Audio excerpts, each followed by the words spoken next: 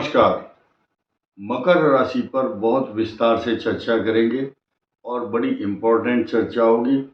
सभी बुद्धिजीवी, मेरे दर्शक और सब्सक्राइबर तथा महिलाएं खास तौर से, क्योंकि करवा चौथ की शुभकामनाओं के साथ साथ कार्तिक मास दीपावली का मास भी माना जाता है। सभी ब्यूरोक्रेट्स, टेक्नोक्रेट्स, किसान, जवान तथा हमारे फौजी भाई एवं डॉक्टर, प्रोफेसर और सभी इंजीनियर एवं बुद्धिजीवी लोग जो इस संसार में अपने ज्ञान का प्रकाश फैला रहे हैं तथा देव विद्या, ज्योतिष जैसा ज्ञान आप लोग रखते हैं, तो आपको साधुवाद और धन्यवाद। मकर राशि पर विशेष चर्चा इसलिए है क्योंकि अगले जो समीकरण है, 3-4 प्रमुख पहलू हैं। सबसे पहले हम इसी की बात कर लेते हैं। पहला है विषय 119 दिन तक बृहस्पति का वक्री होना। मकर राशि पर बृहस्पति वक्री होगा। कैसे? 119 दिन तक। आपका स्वामी है वो 12th हाउस का और तीसरे भाव का। ये अच्छी पोजीशन नहीं है, लेकिन मकर के पंचम भाव में शत्रु राशि में बैठे हुए बृहस्पति का वक्री होना क्या मायने रखता है? एक मायने, एक प्लस तो यह है कि जो पंचम भाव का ज्योतिष शास्त्र में कारक बताया गया, कहां कहां का? लग्न, पंचम और नवम। यहां पर बैठने के बाद वो इतना अधिक शक्तिशाली होता है कि उसके ऊपर कोई दूसरा ग्रह बुरी नजर से देख नहीं पाता। लेकिन इनसिक्योरिटी, आप किसी के घर में जाएं, आपको बाथरूम जाना या भोजन आप कर रहे हैं, तो एक ऐसा फीलिंग होता है कि थोड़ा कुछ शर्माए से रहते हैं।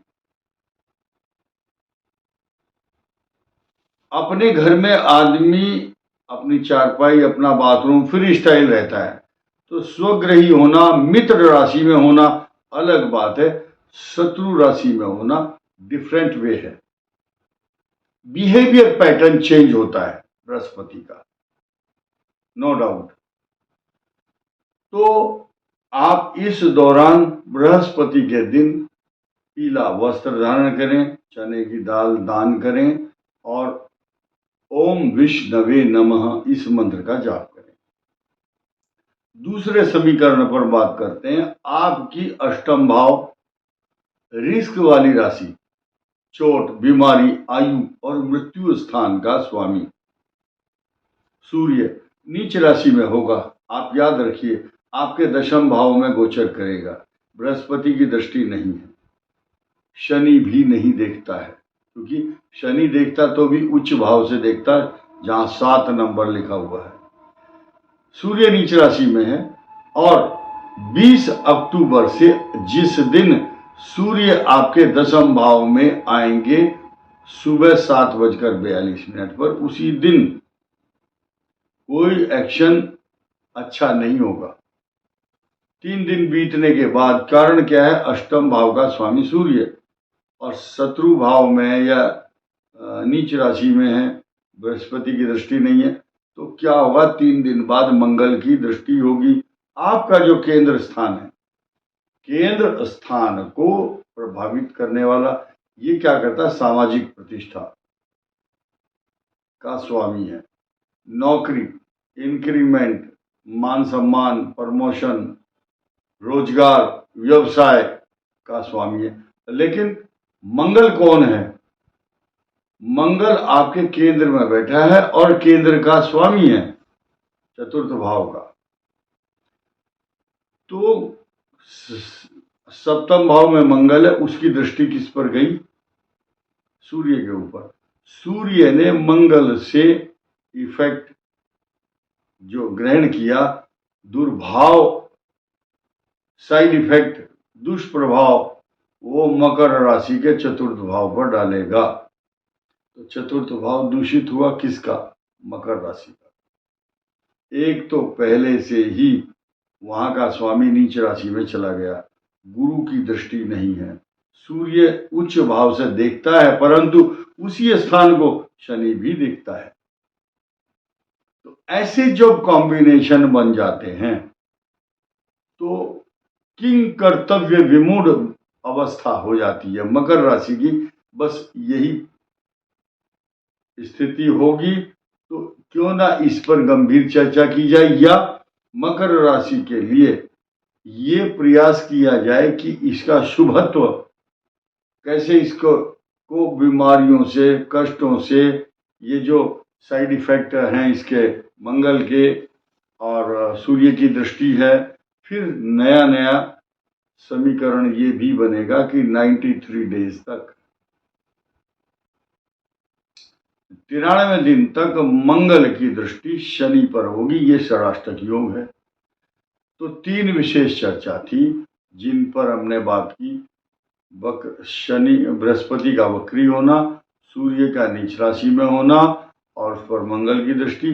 तीसरा जो अब पहलू है, मकर राशि को किस तरह से सुरक्षित किया जाए, सुरक्षित रखने वाला कौन होगा। 2 भाव हैं, मंगल उच्च दृष्टि से देख रहा है मकर राशि को और बृहस्पति नीच दृष्टि से देखता है मकर राशि को, लग्न को, पंचम भाव में बैठकर।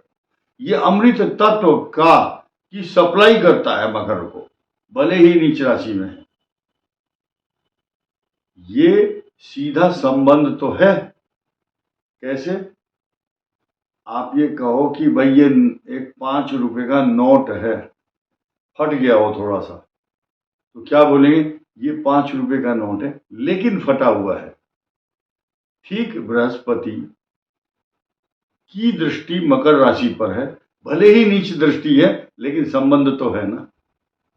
इस प्रकार रक्षित करने वाला और सुरक्षित करने वाला मंगल और बृहस्पति आपको रक्षित और सुरक्षित रखेगा। आपके धन कुटुंब वाणी स्थान पर शनि स्वग्रही है, मंगल की दृष्टि है। इनकम हाउस तो ठीक है लेकिन खर्च अधिक हो रहा है, आपका एक्सपेंस बहुत है।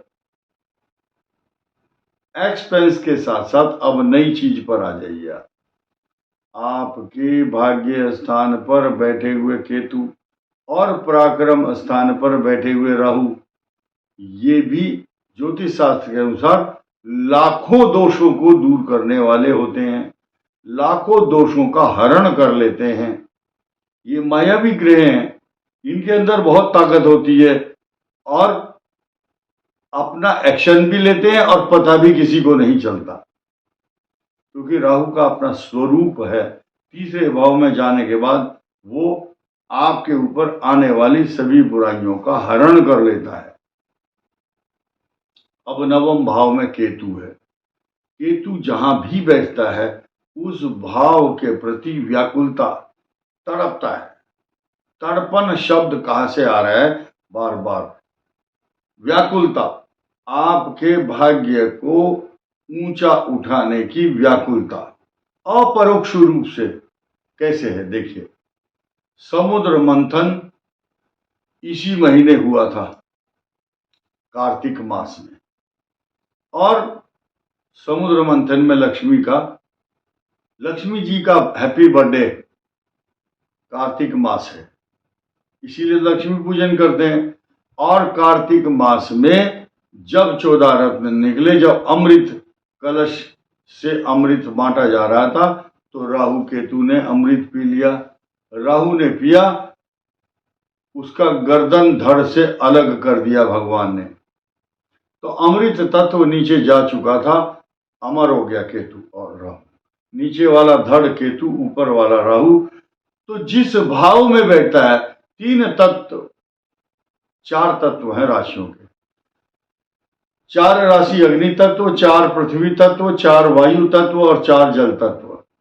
तो ये जो राशि है कन्या, जिस पर केतु चल रहा है आपके 9वें स्थान पर, आपने देखा होगा सांप और छिपकली की जो पूंछ कट जाती है तो ऐसे बहुत देर तक हिलती रहती है ऐसे।